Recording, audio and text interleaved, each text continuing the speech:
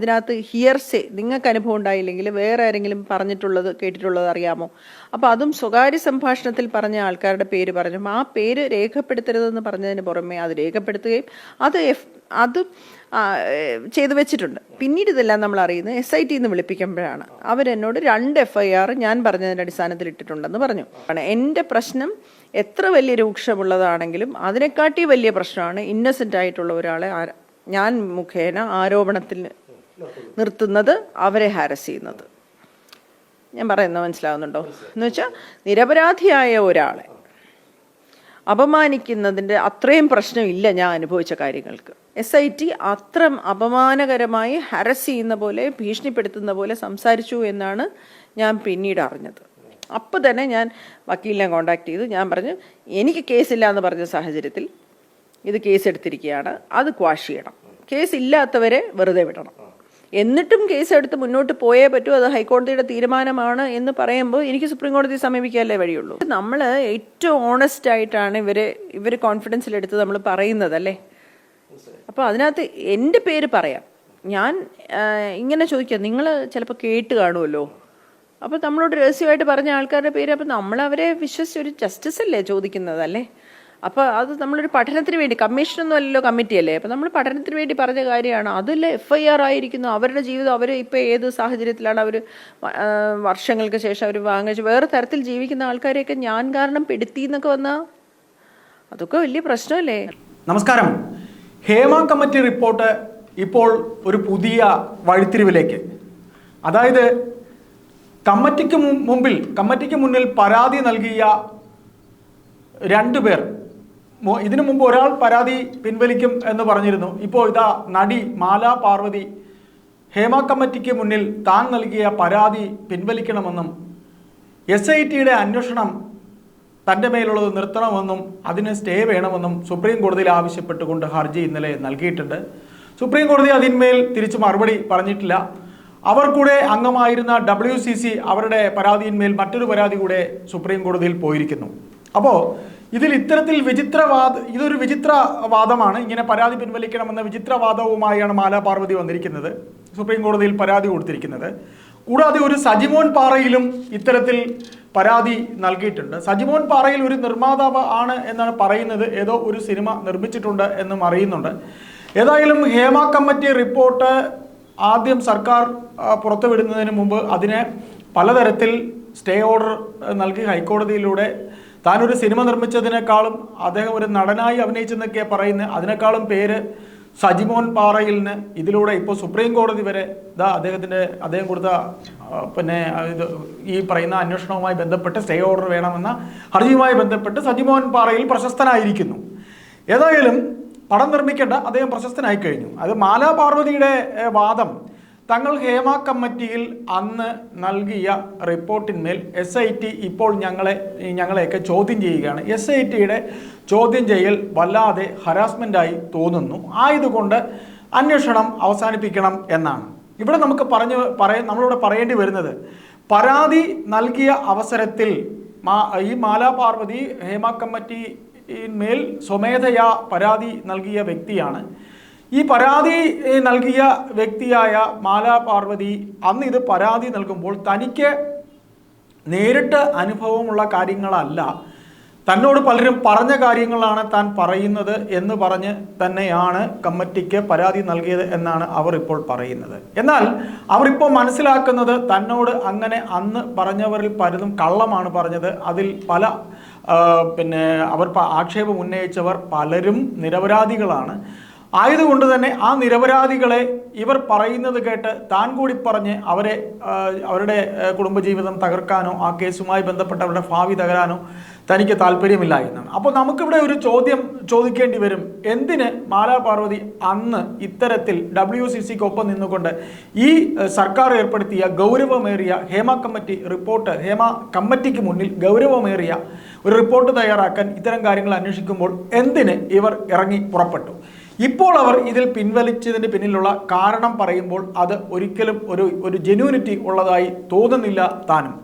ഏതായാലും അവരെ ഏതാണ്ട് ചില ബാഹ്യശക്തികൾ അവരുടെ പിറകിൽ പ്രവർത്തിച്ചോ എന്നൊന്നും നമുക്കറിയില്ല.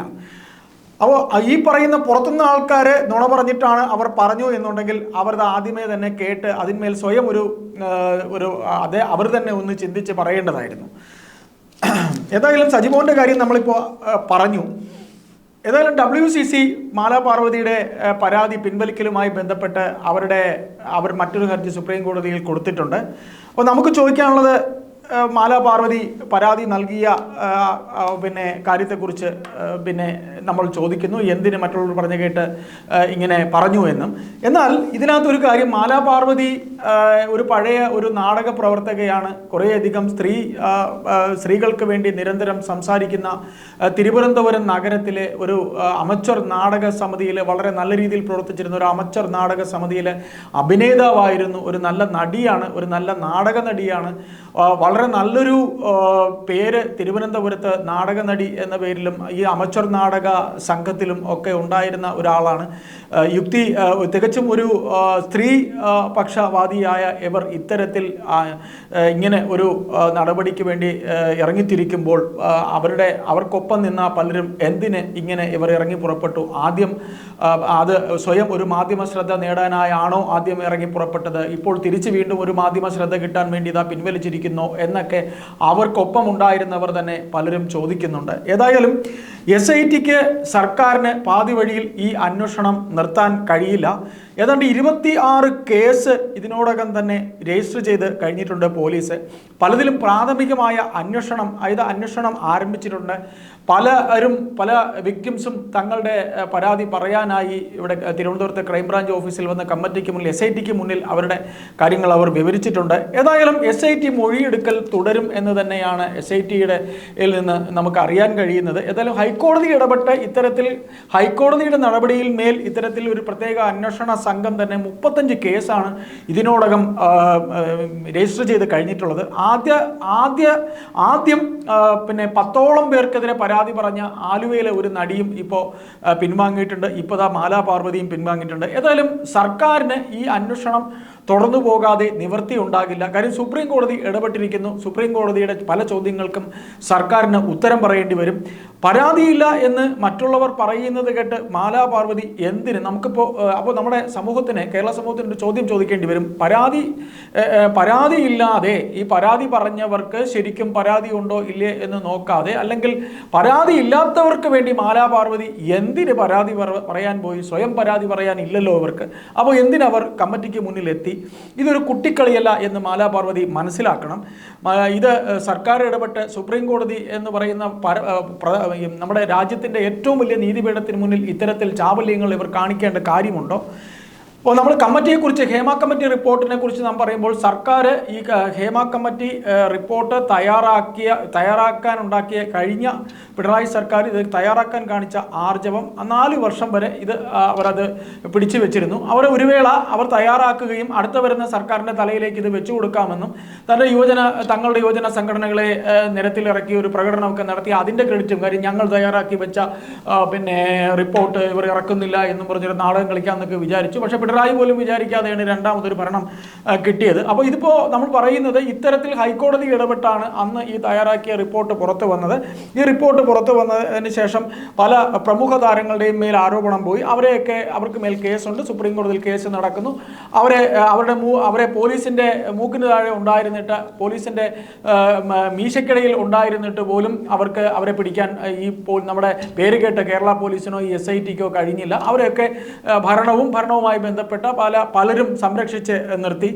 ഏതായാലും ഇത്തരത്തിൽ SITക്കെതിരെ മാലാ പാർവതിക്ക് പരാതി ഉണ്ടായിരുന്നു എന്നുണ്ടെങ്കിൽ ആഴ്ചയിൽ ഒരിക്കൽ ഈ SIT ഇവർ സിറ്റിംഗ് നടത്തുന്നുണ്ട്, അവർ ഇതിൻ്റെ പ്രോസസ്സിംഗ് നടത്തുന്നുണ്ട്. അവർക്കിങ്ങനെ പരാതി ഉണ്ടെങ്കിൽ SITയുടെ ഇത്തരത്തിലുള്ള പ്രവൃത്തികൾക്ക് ഈ കോടതി തന്നെ ഒരു അമിക്കസ് ക്യൂറിയെ നിയമിച്ചിട്ടുണ്ട് ഈ അന്വേഷണവുമായി ബന്ധപ്പെട്ട്. അങ്ങനെ പരാതിയുള്ളവർക്ക് അമിക്കസ് ക്യൂറിയിൽ ഒരു മെയിൽ ചെയ്യാം, അല്ലെങ്കിൽ അവിടെ നേരിട്ട് അവർക്ക് പറയാനുള്ളത് പറഞ്ഞ് അവരെ സമീപിക്കാം. ഏതായാലും ഇതൊക്കെ നമ്മൾ കൂട്ടി വായിക്കുമ്പോൾ നമുക്ക് മനസ്സിലാക്കാനുള്ളത്, ഇവർക്കൊക്കെ മാധ്യമ ശ്രദ്ധ കിട്ടണം എന്നുള്ളതാണോ, മാധ്യമ ശ്രദ്ധ തങ്ങളിലേക്ക് വരണം എന്നുള്ളതിന് വേണ്ടിയാണോ സജിമോൻ പാറയിലും ഇവരൊക്കെ ഇതൊക്കെ കാട്ടിക്കൂട്ടുന്നത് എന്ന് നമുക്ക് ചോദിക്കേണ്ടി വരും. ഏതായാലും സർക്കാർ ഈ കാര്യത്തിൽ ശരിക്കും പറഞ്ഞാൽ ഒരു വലിയ പേര് തങ്ങൾക്ക് ഉണ്ടാക്കാൻ വേണ്ടിയുള്ളൊരു ശ്രമത്തിൻ്റെ ഭാഗമായി ഇത് പിന്നെ ഒരു കമ്മിറ്റിയുണ്ട്, കമ്മിറ്റി രൂപീകരിക്കുന്നു, റിപ്പോർട്ട് തയ്യാറാക്കുന്നു, അതിൽ പല പേരുകളും വെട്ടുന്നു, അത് പിടിച്ചു വെക്കുന്നു, 4 വർഷം കഴിഞ്ഞത് പുറത്ത് വിടുന്നു.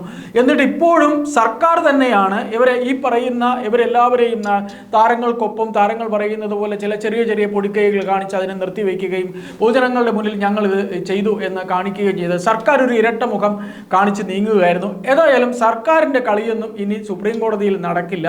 ഈ പറയുന്ന ഒരു അപേക്ഷയിന്മേലും സുപ്രീം കോടതി ഒരു നീക്കവും ഉണ്ടാക്കില്ല. സുപ്രീം കോടതിയുടെ നിരീക്ഷണത്തിൽ സുപ്രീം കോടതിയുടെ ചോദ്യങ്ങൾക്ക് സർക്കാർ ഉത്തരം പറയേണ്ടി വരും. ഹൈക്കോടതി നിരീക്ഷണത്തിൽ SIT സംഘം ഈ പറഞ്ഞ 35 കേസുകൾ പ്രാഥമികമായ അന്വേഷണം കഴിഞ്ഞു, 26 കേസ് രജിസ്റ്റർ ചെയ്തു. അതിന്മേലുള്ള അന്വേഷണം നടക്കുക തന്നെ ചെയ്യും എന്നാണ് നമുക്ക് മനസ്സിലാക്കാൻ കഴിയുന്നത്. നന്ദി, നമസ്കാരം.